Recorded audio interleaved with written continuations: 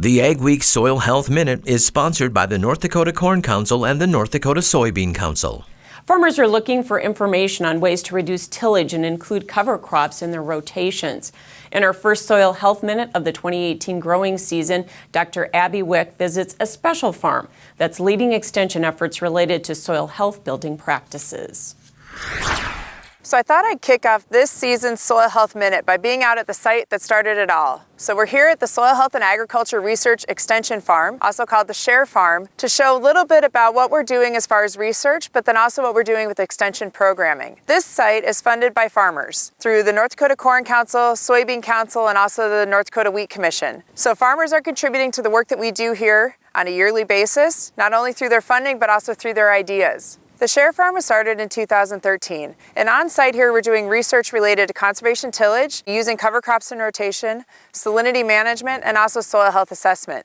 What we do here with the extension program is we take the information we learn at this site and we take it out to the entire state through our cafe talks. Is probably the best known extension program we have with the Share Farm. It's a great way for not only farmers to get information from NDSU, but also NDSU to get information from farmers and consultants. What we found with the cafe talks is that farmers are most interested in the concept of interseeding cover crops into corn. And so almost 75% of the farmers were either going to try that practice or they were willing to try that in the next year or so as a result of attending cafe talks. So we took that practice that we learned about in 2016 and we applied it here at the Share Farm, where we interseeded corn that summer.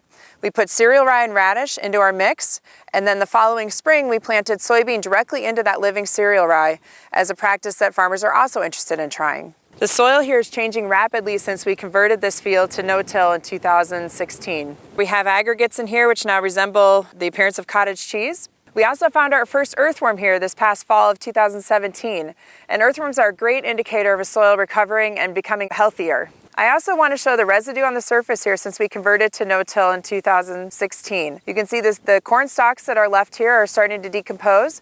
You can see the standing stubble from the soybean. And you can also see a little bit of the cereal rye residue here on the surface. So we have excellent protection against wind erosion at this site.